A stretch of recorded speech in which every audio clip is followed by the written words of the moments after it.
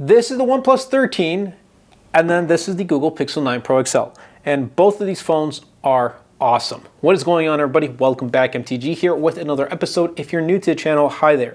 So I want to talk about using both of these phones, as I'm currently still testing the OnePlus 13, but I've extensively used the Pixel 9 Pro XL and share my experience with both of them.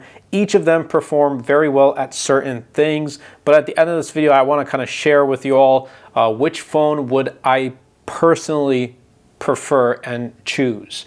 Let's start things off with design. They both are unique to themselves. So OnePlus 13, it has this iconic camera circle cutout, and this year it's not embedded into the side frame like previous OnePlus devices. I absolutely love it. It also has this vegan leather, eco leather, what they call, back to it, or you can get one with a glass finish. I like this one personally, and I like how they went with a blue color, and it has a very good grip, so when you're using it, it doesn't really slide out of your hand. It also is IP69 dust and water resistant. It has a 6.82 inch LTPO 120 Hertz display, and it has a max peak brightness of 4,500 nits. Now, it is a curved display, so there is a very slight curve. However, it's not as much as it was with the OnePlus 12 and with previous OnePlus devices. I mean, I've used the OnePlus 7 Pro, and that had a very big curve on the display itself, and that would usually kind of result in accidental touches. But with this, I've had no problems and no issues whatsoever. But again, when you look at it at a certain angle, you can still see it. Now with the Pixel 9 Pro XL, this is also a unique design to the Pixels, and they kind of have this camera island. So again, this is also not embedded into the bezel or the side frame anymore. And the side frame is a flat frame, but it also is made out of aluminum, and it's a glossy one. So I wish both of these frames had a matte finish because it does attract fingerprints. But it also has this matte glass finish to it, which I do appreciate. It just looks very minimal and clean, but when you're holding in the hand, it is a little bit easier to slip away from your hand, which is why you should probably rock a case. And I'll be leaving links in the description down below for the cases that I use for each of these products. This one is from Fiberborn for the OnePlus 13, and it is awesome. Absolutely love it. Definitely recommend it. If you use code MTG Productions, you can get 15% off your order. And there are also great cases for the Pixel 9 Pro XL from Thinborn too. Again, I'll be leaving links in the description down below for them as well. Now, when we come to the front of the Pixel 9 Pro XL, we are getting a glass front, a 6.9 inch, what Google calls super actual display. So it's 120 Hz LTPO OLED display, but it's a flat display, and I really like it. Thin bezels all around, symmetrical bezels. And using this outdoors alongside with the OnePlus 13, both of them outdoors have been phenomenal. I mean, at this point, like one having 3,000 nits of peak brightness, one having 4,500, it's just like, I can't really tell the difference. They both get super bright, so you won't have any problems using this outdoors, indoors, or wherever it may be. So good job on OnePlus and good job on Google with the display quality. So I think with displays, they're about, I'd use both. But when it comes to overall design, again, I also love both, and that's why I went with this color of the OnePlus 13.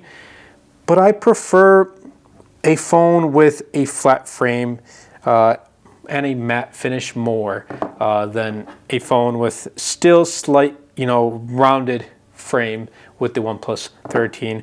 But hopefully, like a boxy phone. I like it. I personally do like it. Again, it's a personal preference, but that is, just the way I like my phone. Now, when we move on into the performance department, some may comment that well, OnePlus 13 is gonna blow Pixel 9 Pro XL out of the park, and you may be right because it has a Tensor G4, but first, I'm not going to be running Geek benchmark scores or anything like that, but also, I've used both of these on a daily, and I don't really care if OnePlus 13, for example, opens up an app like 0.5 seconds or 1 second or whatever faster than the Pixel 9 Pro XL, because I'll tell you this, with the Pixel 9 Pro XL, I didn't come across any lags, any bugs, any stuttering, anything like that.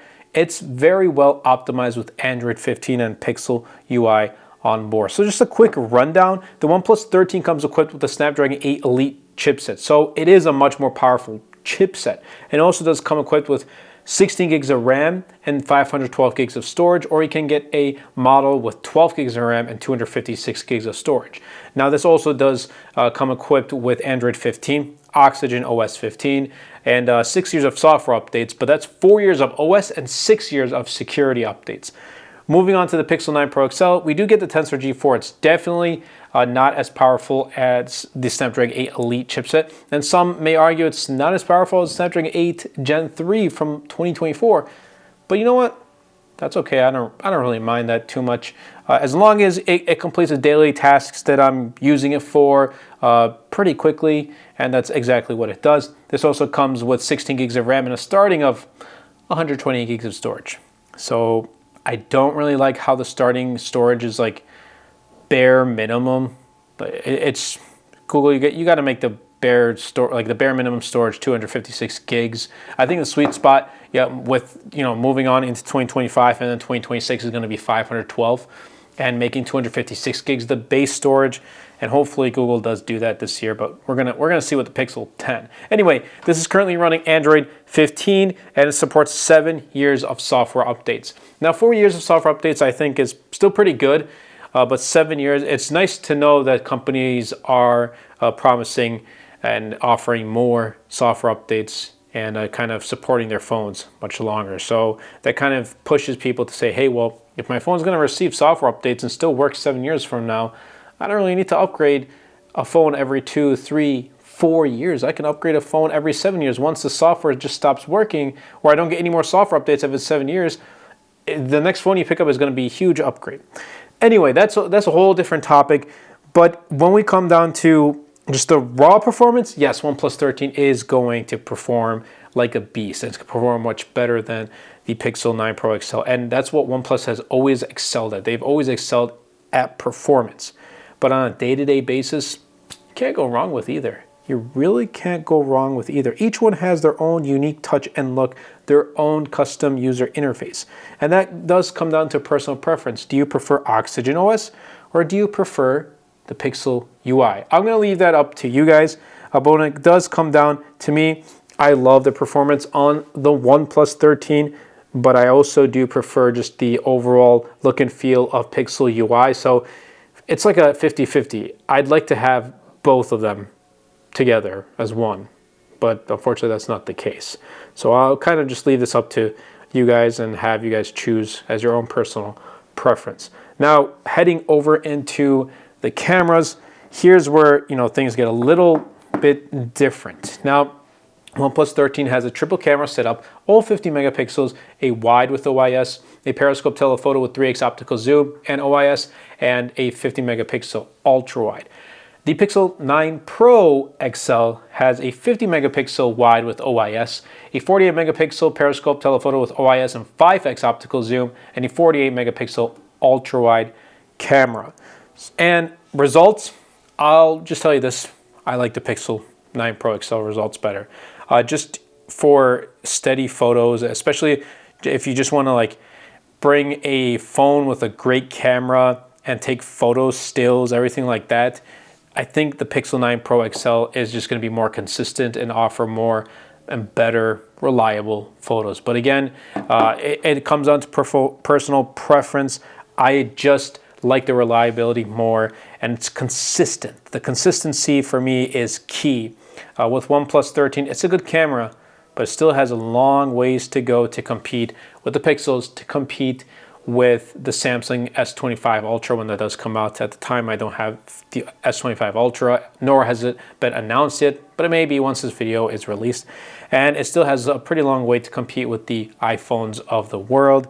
Now, you may argue, why are you even reviewing this, or why are you comparing it to the Pixel 9 Pro XL? Well, one, because I can, and two, because I think they share a lot more than they differ.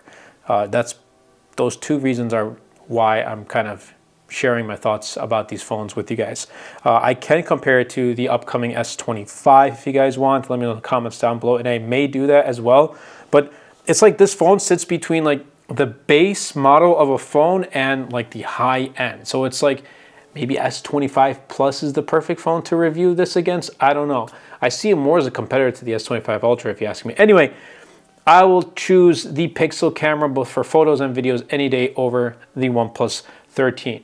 The battery life though, I gotta say, they're both good, but the OnePlus 13 outperforms the Pixel 9 Pro XL in daily use.